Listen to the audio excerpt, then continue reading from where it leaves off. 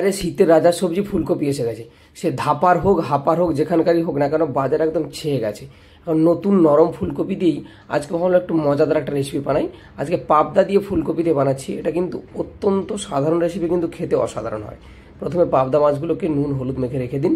এবার একটা ফুলকপি নিয়েছি মিডিয়াম সাইজের, এটাকে আমি ভালো করে কেটে ডাটাগুলো রেখে দিন, এগুলো চচ্চড়ি করা যাবে। আর এই যে একটা একটা করে ক্লোভস বার করে এগুলোকে যেমন যা সাইজ হবে মিডিয়াম সাইজ করে নিয়ে এটাকে আমি জলে ভালো করে নুন দিয়ে ডুবিয়ে রেখে দিলাম। বেশ কিছুক্ষণ থাকলে এর মধ্যে ময়লা ধুলোটাও চলে যাবে, পোকা টোকা থাকলে বেরিয়ে যাবে। এবার একটা আলু নিয়েছি, যদি আলু খেতে চান দেবেন, তাহলে সেটাকে এরকম মিডিয়াম সাইজের টুকরো করে নিচ্ছি। ব্যাস, আর কিচ্ছু না। এবার একটা মশলা করব, 1.5 চামচ মতো জিরে, একটু আদা, এটাকে ভালো করে শিলে বেটে নেব।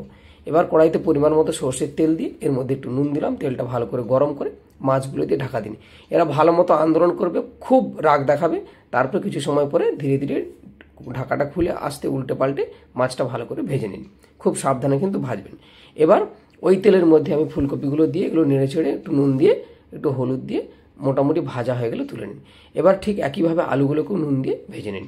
ব্যাস, ভাজা হয়ে গেল। এবার তেল একটু কমিয়ে দিয়ে তার মধ্যে শুকনো লঙ্কা, গোটা গরম মশলা, তেজপাতা আর ওই যে পেস্টটা করেছিলাম পেস্টটা দিয়ে দিন।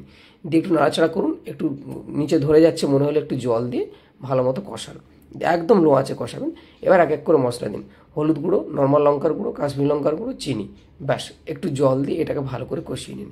কষিয়ে যখন তেল ছেড়ে দেবে দুটো কাঁচা লঙ্কা দিন, কাঁচা লঙ্কা দিয়ে আর একটু নাড়াচাড়া করুন। নাড়াচাড়া করে যখন সব কিছু ব্যাপারটা ভালো মতো কষানো হয়ে গেল, এবার এই ফুলকপি আলু এগুলো দিয়ে দিন।